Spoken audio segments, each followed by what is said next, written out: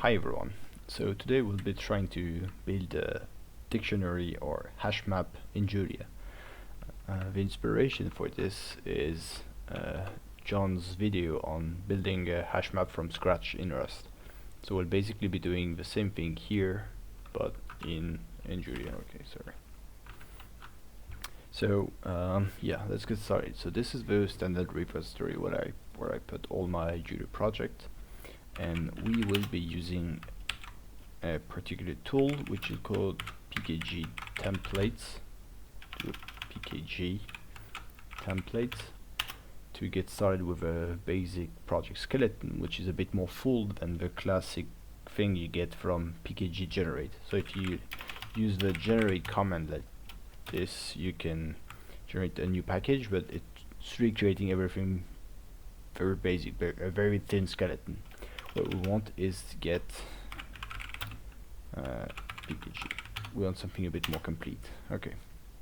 So the first thing we need is create a template from this. Templates. How do we use? So this is the constructor for a template, and as we see, this is only taking keyword arguments, so everything is optional, and we're just going to modify the options we don't like. The things we're going to modify is we're going to first create an array of template of plugin, and inside we're going template we're going to use the, let's say, the Travis plugin and the codecov, maybe, yeah. Codecov, yeah. So this is going to be my plugins. Alright, and from that we can create template, a new template. So the keyword arguments is, so we're going to modify user, that's going to be me, authors, also me.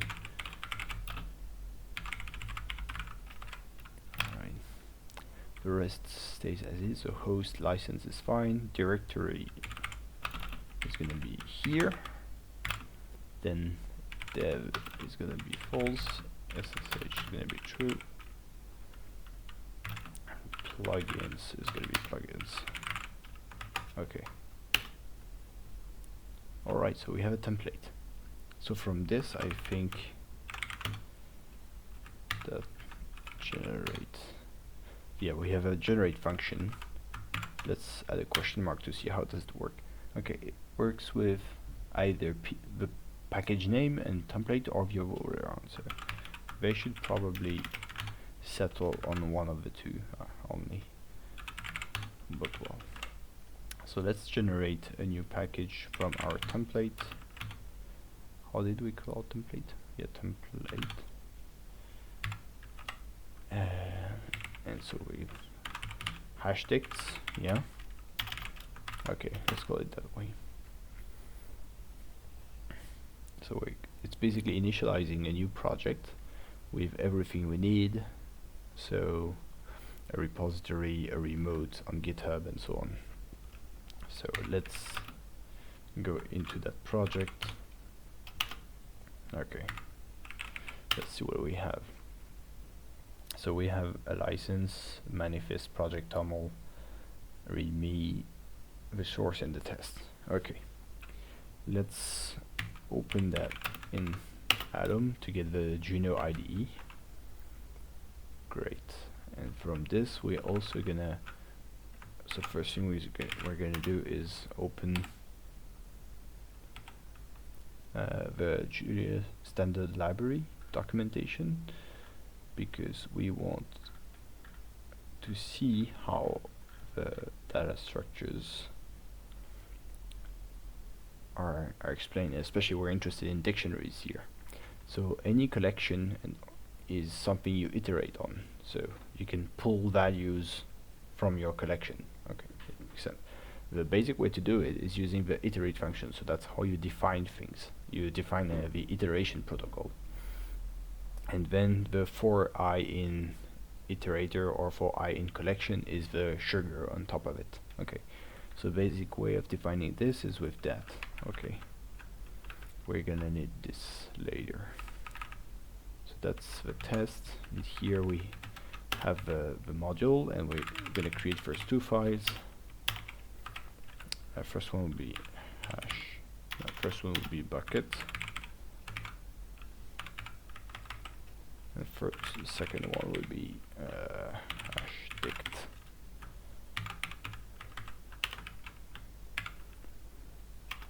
So let's say this is bucket.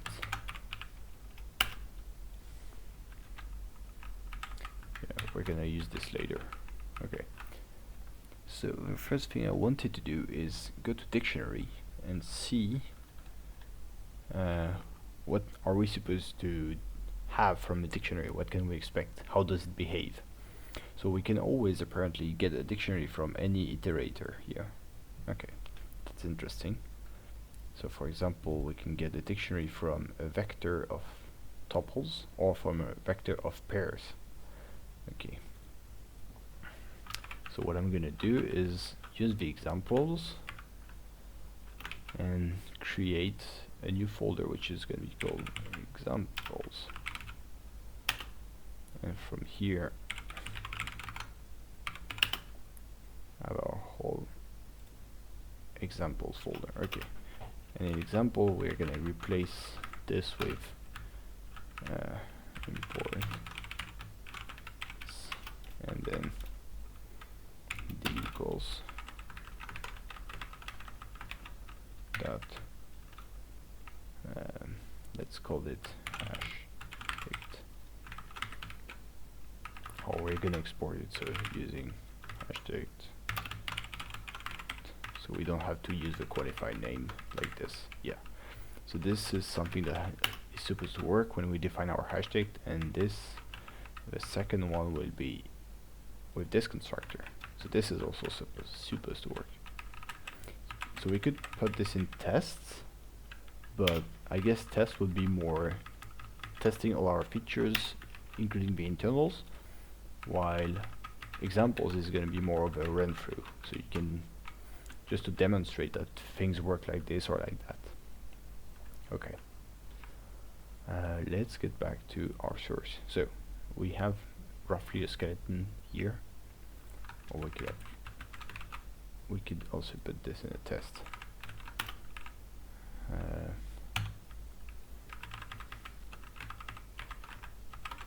Construction. Okay.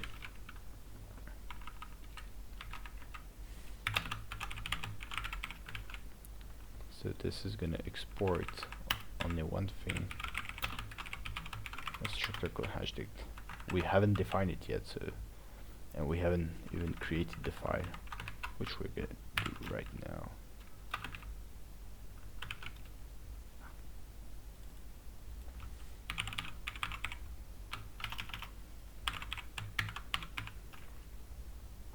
Okay, I think this should work. So let's get started with the hash dict. The hash dict is going to be a structure parameterized by a key type and a value type. And for now, it's going to contain some stuff that we don't know. And from we're going to start with this. No, let's start with this actually. So it's going to contain some buckets, which would be a vector of buckets, and buckets will also be parameterized by key and value. So vector here is a heap allocated container, and each bucket is going to be where values or where key values go when they have the same hash. Okay. So now buckets. A bucket of key and value is going to contain a bunch of items. Also, for now we'll do it heap allocated. So it's going to be a vector of, let's say, tuple of key and values. Okay, that should be it for now. So now we're supposed to have something that works. So if we run our test, this is gonna fail. We can prove it.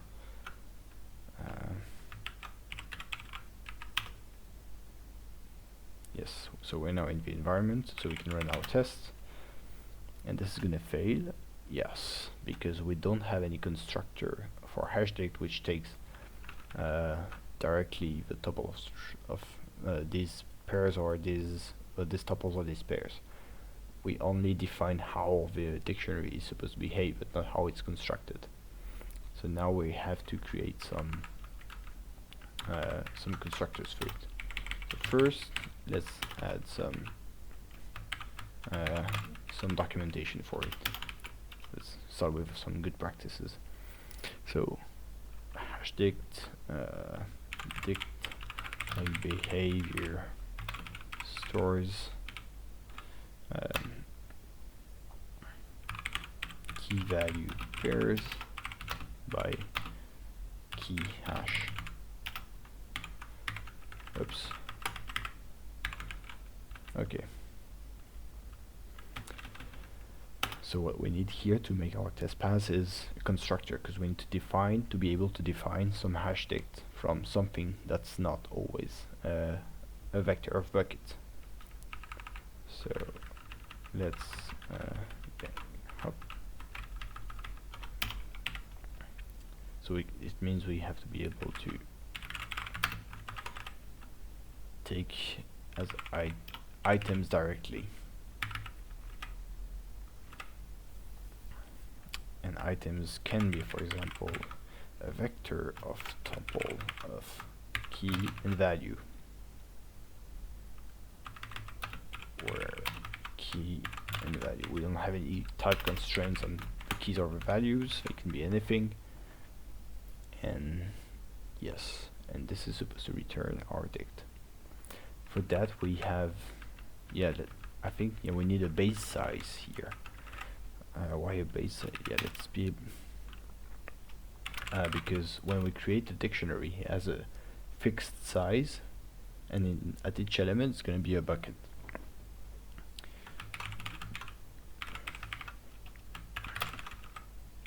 So this is going to be a keyword argument if we create an empty dict.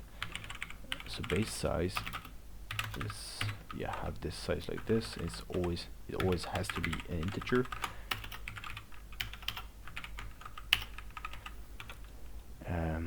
So this is creating. Let's create the buckets.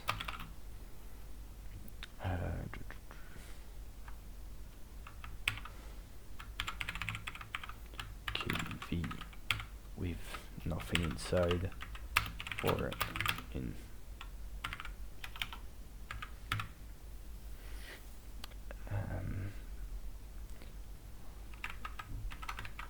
base size. So we're gonna create an array of buckets which will contain nothing. Okay, and then we can create a hashdict like this.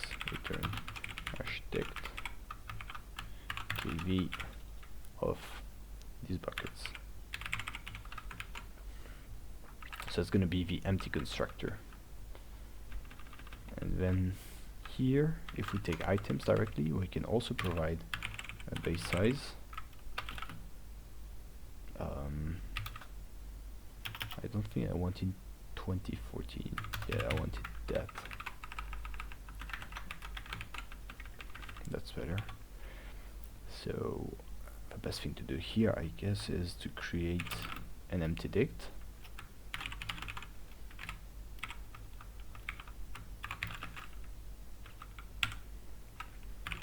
Base size equals base size, and populate the elements. So for item in items D, so we're gonna add the item here. d of so each item is actually a key and a value. D of key equals value, and return d. Okay. Alright. So we have a constructors now. I think we just don't have this the set operation, so we don't know yet how to add an element to our dictionary. Okay, but to add an element to the dictionary, we first have to know how to add it to the bucket. Okay, so the first thing we'll do is iterate over the bucket. Yes, we have our iterate here. So we'll use multiple dispatch to implement base.iterate on the type, which is a bucket. So we'll create a new definition of iterate, which works only for a new signature which has not been given before. So base iterate over a bucket. So it has to return, if we look at the definition on top, it has to return either nothing in case we are finished with the iteration, or a tuple, which would be the value, so the value pulled out of the collection and the new state, and then this state is going to be passed again to the iterate function the next time. So base iterate of b is going to be so yeah, if the items, if this is empty, see,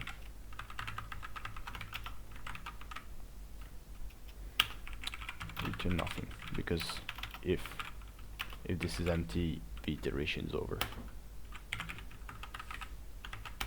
Otherwise, it means we have at least one element. So we can return the first element, and we have to return a tuple with the first element and the index at the second place. The index at the second place is 2. So it's going to be our state, and our state of the iteration is just going to be the index on the items at which we are at this point. Okay, so and now function base.iterate with b bucket and as int, that's our state. So that's the second possible signature here.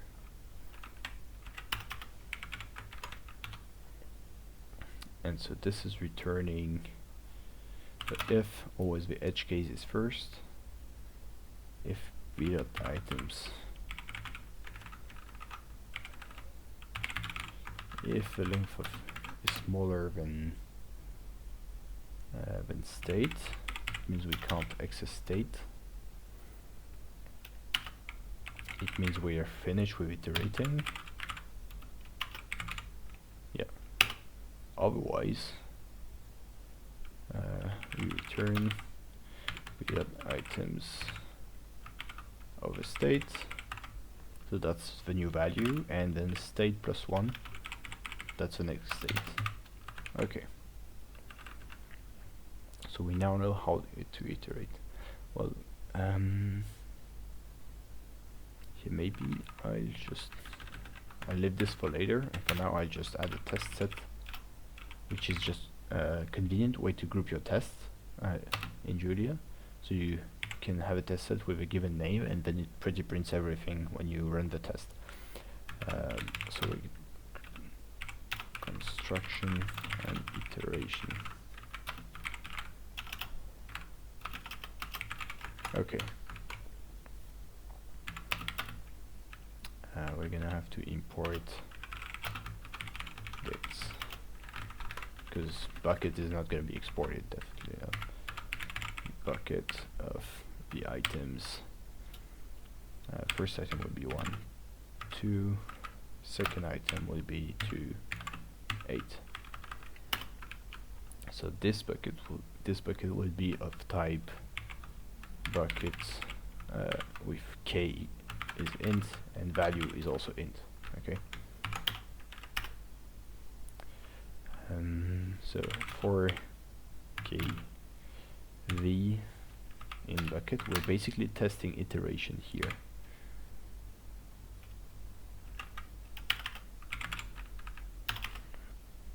Let's test. So key is supposed to be 1 or 2.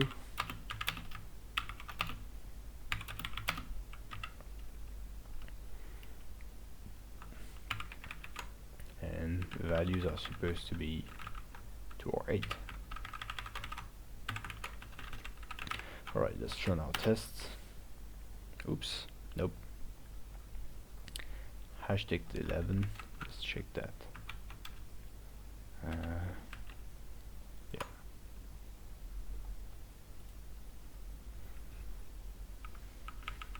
Oh yeah, here we forgot to. Oops, no. Where? Did we forget it somewhere else? No, not here at least. No, it's fine. Okay.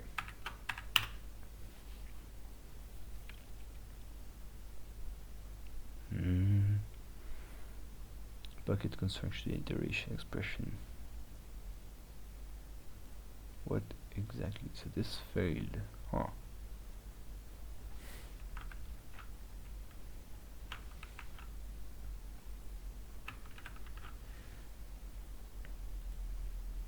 Oh no, yeah, of course it failed.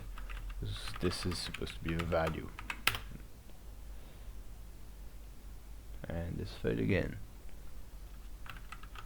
Ugh, yes, of course. These two are values and this is a key. Okay, yeah, forgive me. Yeah, okay, all good. So we now have our basic test passing with some iteration over buckets. So that was fairly easy. Unlike Rust, we don't have to create a new type for iterators. We can just iterate with the state itself, which is fairly convenient. So we don't have a type that is mutating itself over the iteration, because iteration does not belong to the type. It belongs to the external word, so to speak, because we're using this external state just hanging around. So everything just stays immutable. Okay. So we can now iterate over a bucket, and what we need to do now is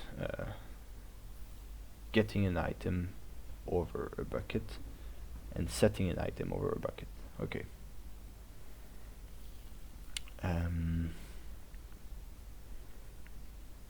So we'll start with set index because we need it. Set index with a bang because it's a mutating function. So set index bucket. So the key is going to be, yeah, let's constrain the type here. Value is going to be v for kv. So here we are constraining the type of the key that we are passed and the value that we are passed to be corresponding to the type parameters of a bucket. It does make sense. Okay.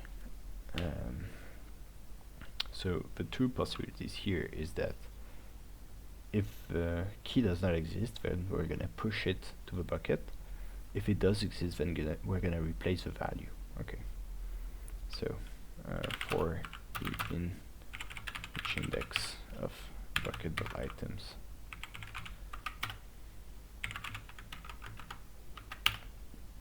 if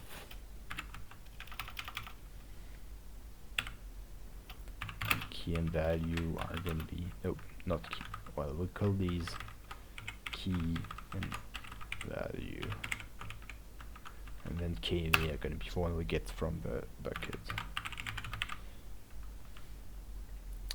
of I. If k equals key, then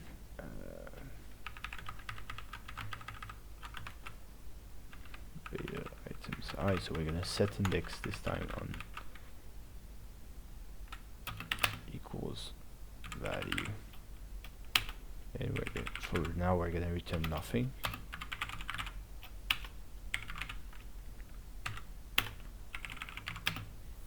And we're going to see after what do normal dictionaries return from that. Okay, so, and if we don't find it, then it's not there and we have to push it. So push, so we push on the bucket's items a new tuple key value. No, sorry, key and value. And we also return nothing. Okay.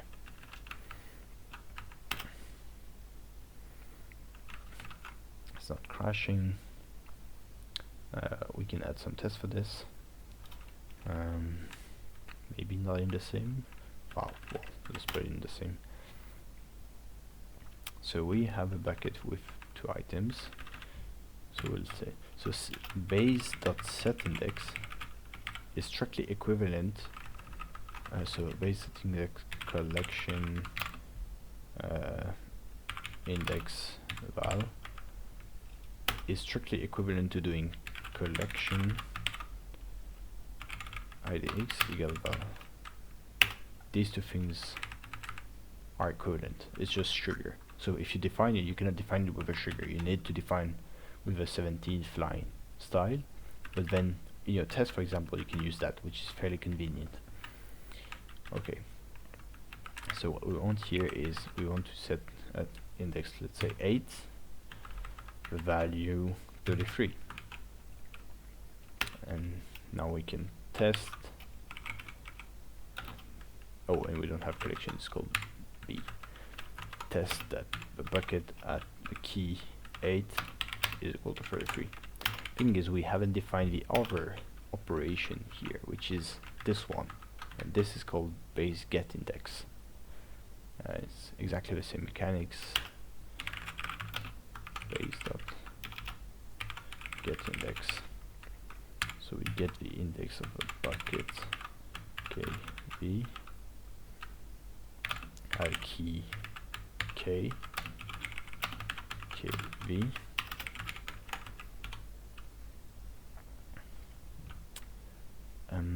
So for key val kv in without items,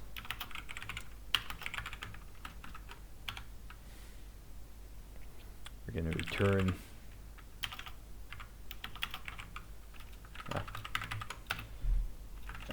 so if k equals key, return v. So if we've gone through everything and there's nothing here, we need to throw a key error.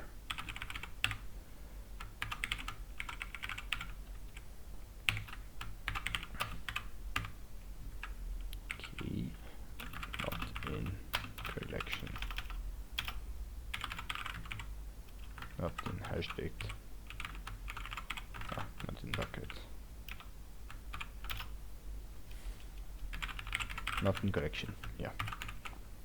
Okay. So now in our test, we can test that this is correct. Oops, yeah. Key 8 not found in collection. Look at that. So it means that this operation failed here. Interesting. Or maybe not. Maybe it's the other.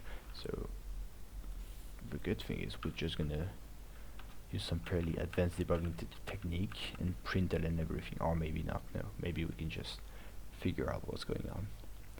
So base set index.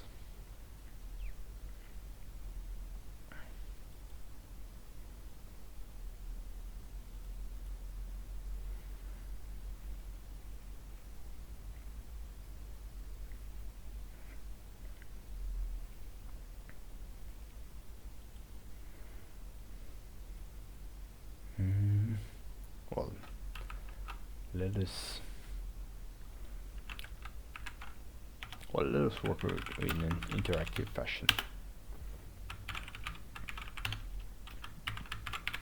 That's the main advantage of Julia over some other programming languages, is that you can just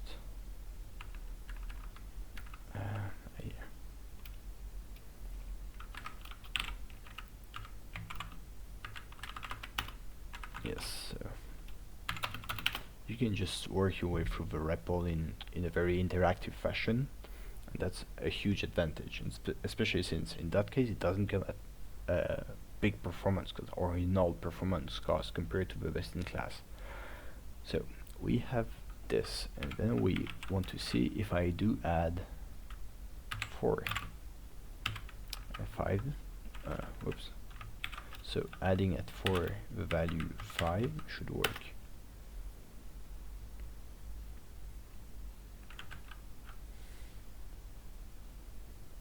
You're supposed to return nothing in that case, but interesting. Huh. Okay, so the set index. Oh, wait, I see what's going on. I think we pushed at some point. Alright, wait, that's not supposed to happen.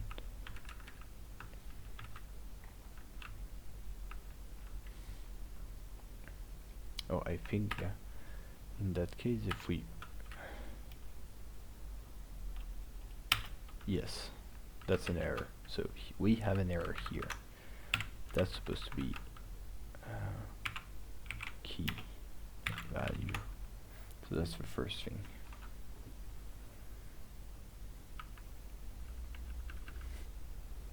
So key value. This works here.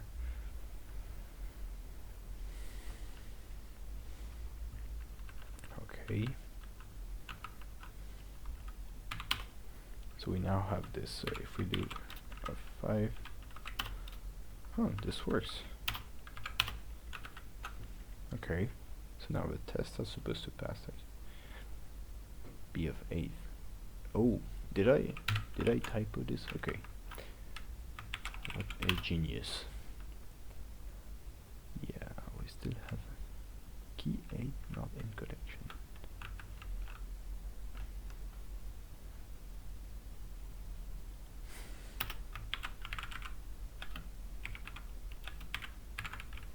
Let's just print our way through this.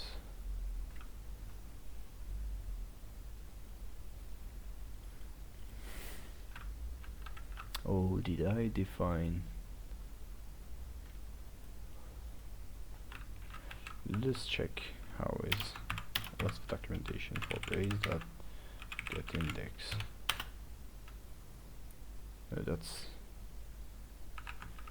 That's fine. Oh, okay, it's set index collection, value and key. Huh. Well, today I learned this. I think I always get the order wrong. So it means in the bucket here, that's moving this and that. Value key, yes. This was getting things wrong. And this should work now. Oh yeah, I need to remove my my info here. Oops. Okay, sorry about that. Okay, the other thing I wanted to check is if I have a dictionary. Let's say of int and I value equals, what does setting an index return? 533.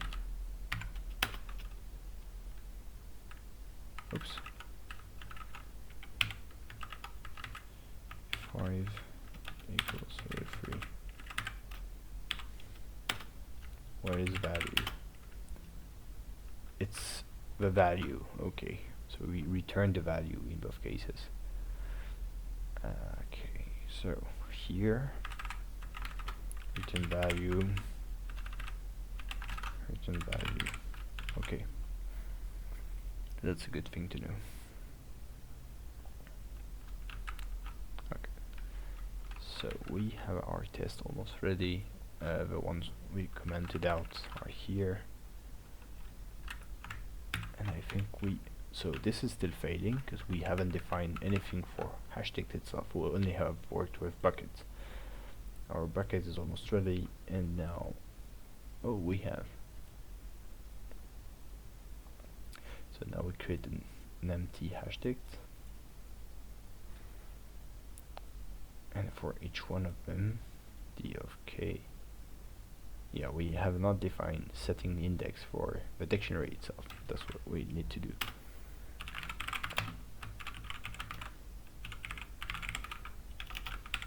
Set index for dict kv. So the value of type v and the key of type k.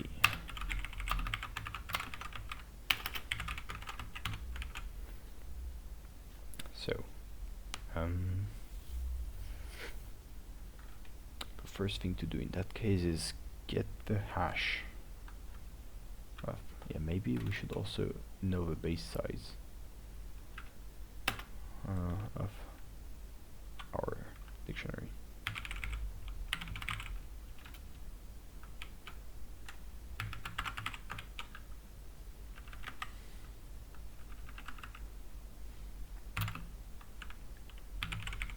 So we're going to store the base size information in the dictionary itself.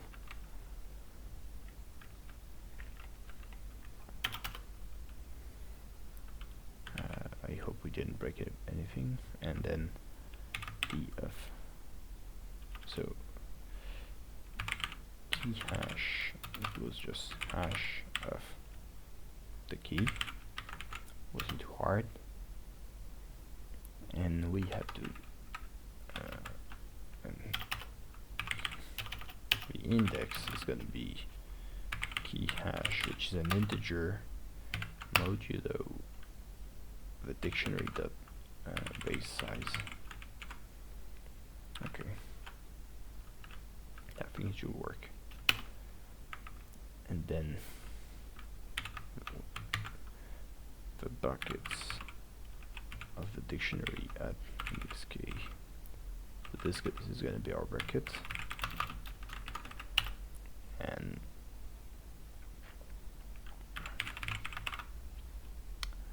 on the bucket we set the index at key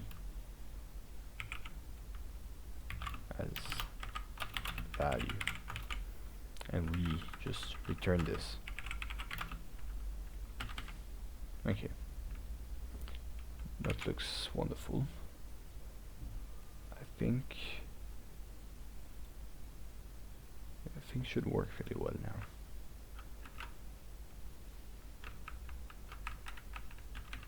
Of course they don't, but well. Yeah, of course they don't. No mention with pair. That's exactly right. We did not define this because it's very convenient to initialize a dictionary from pairs. It's a nice syntax for this with the arrow like this. So a pair is just a structure with a first and the second, and it's parentialized by the type of the first and the second, and you can create it with first, second, like this. So it's fairly convenient, and we're gonna add it to our dictionary initialization. So it's exactly the same as this one, but with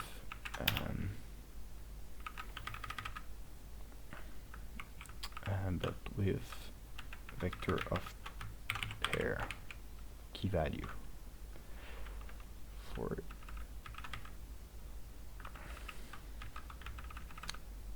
I think you can destructure a pair like this. Let's try pair 1 5. Okay,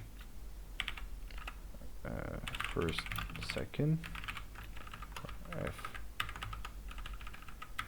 S equals P F S. It does work. Okay, so we don't need to recollect the vector of pairs into a vector of tuple, so we avoid allocating a full new vector for this, which will be awful for construction time. There's one last thing we need. If you remember the examples we wrote, they're not quite right yet. We have this first d1, which is constructed from a vector of tuples, so this is fine, we have done it. But then we have d2, which is constructed from multiple arguments, each one being a pair. So for that we'll need an additional constructor using var_arg, and that's what we're gonna do. So yes, let's construct this argument here. So we'll basically take the same thing as a vector of pairs, but we'll replace it with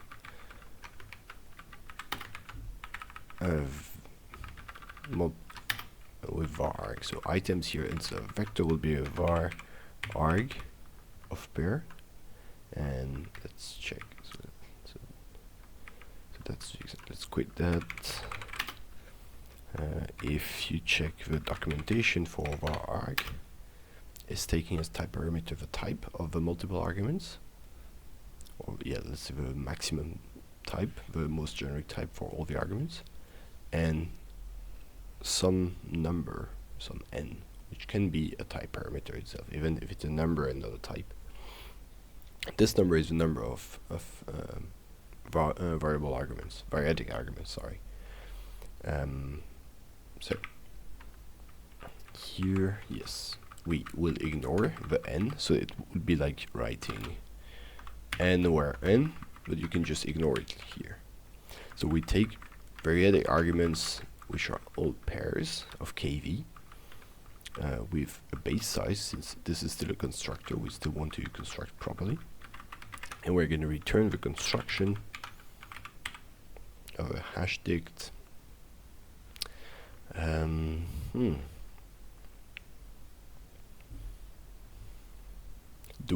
So the basic thing to do would be to collect variable arguments. So this would put them all in an array, but I'm not sure that's something we want, because yeah, it's really not ideal. We don't want to put everything in. Yeah, that's really not ideal. So I guess for now the only acceptable code will be to copy this, and so this will be the code we need for any iterator. So items here could be any iterator, so that's a bit of a bother that we need that. But on the other hand, we cannot either put items back in variable arguments, because we don't know the size, and this might stress the compiler too much.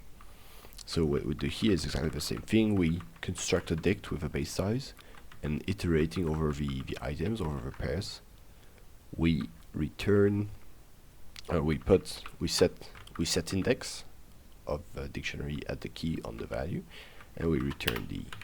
Okay. So now the examples should work, in the sense that they should not at least error. Okay, and that's it. So we'll just commit that now and stop here for today. We haven't tested the verbal arguments. Maybe we should do that. Okay, let's test first, and then we'll add and okay. Oh, this is tested. Okay, so this is exactly the same thing as the example. I think we have a get index, so we can test basically that d of a, oops, no, not like that, a equals d2 of a equals 1, and then the same thing for b equals 2. That should be it. Let's test. Oops, no, we don't. We might have. Yeah, we didn't define getting x, of course. Okay, we'll just do that and then finish. Hashtag. Oh no, have we even set? Okay, yeah. So we can just widely copy paste this here, because it's going to be almost the same code for get index, which is the sugar for D for getting a value at D of K. So that's what getIndex is doing. So we're getting the index of a hash date, and we're getting it for a key K, or a KV. Okay. So key hash is the hash of a key, the index is this, and then we return bucket key. I hope we have defined get index over a bucket. We'll check that now before running the test. Yes, we have. So the test should now work. And they do. Alright, so it means